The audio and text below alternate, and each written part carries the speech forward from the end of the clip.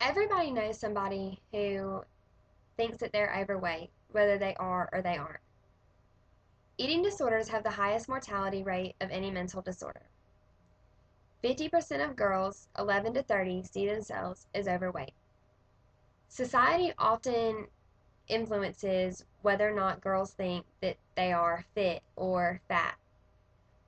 Everybody knows a girl who is often tired, thrown up all the time after they eat, and many people have eating disorders, yet nobody know about it.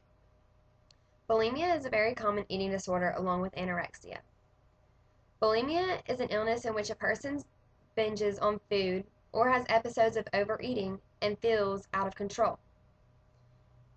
They often induce vomiting or abuse laxatives in order to prevent weight gain. People with bulimia often eat large amounts of high-calorie foods, usually in secret. They feel a lack of control over what they are eating. Binges lead to self-disgust, which calls for purging to prevent weight gain. Purging may include forcing yourself to vomit, excessive exercise, or using laxatives. The purging often brings a sense of relief, and the person feels better after they've already binge eaten. People with bulimia are usually at a normal weight, but they don't see themselves as being at a normal weight. They see themselves as being overweight. Because of this, many people may not know that somebody is affected by bulimia. It affects men and women worldwide. 3 in 100 women suffer from bulimia.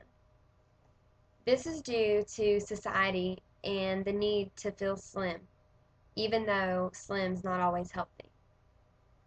Anorexia is another common eating disorder. Anorexia nervosa is an eating disorder that makes people lose more weight than is considered healthy for their age and height. People with this disorder may have an intense fear of weight gain. They often think they are way too fat or look in the mirror and see themselves as bigger than they actually are. They don't realize how skinny they're getting or how they're destroying their body because all they can think about is how society wants them to be.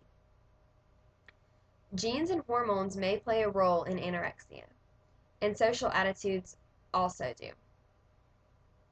Family conflicts are no longer thought to contribute to this eating disorder as they once were.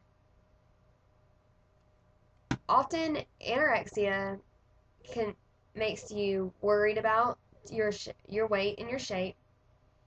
Often, you have an anxiety disorder or a negative self-image. Social life also adds to this. Anorexia usually begins during the teen years or young adulthood. It is more common in females, but may also be seen in males. This disorder is mainly seen in white women who are high academic achievers and have a goal-oriented personality. It's not somebody that you would think to be with an eating disorder. 1 in 200 American women suffer from anorexia. 5 to 10% of anorexics die within 10 years of getting the disease, and 18 to 20% of anorexics will be dead after 20 years, because often people don't know and they don't get the help that they need. Anorexia nervosa has the highest death rate of any psychiatric illness, including major depression. The mortality rate associated with anorexia is 12 times higher than the death rate of all causes of death for females 15 to 24 years old.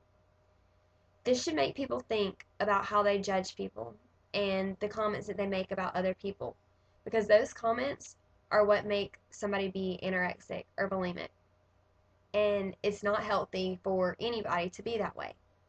Often it puts a strain on the entire family if the family even knows about it.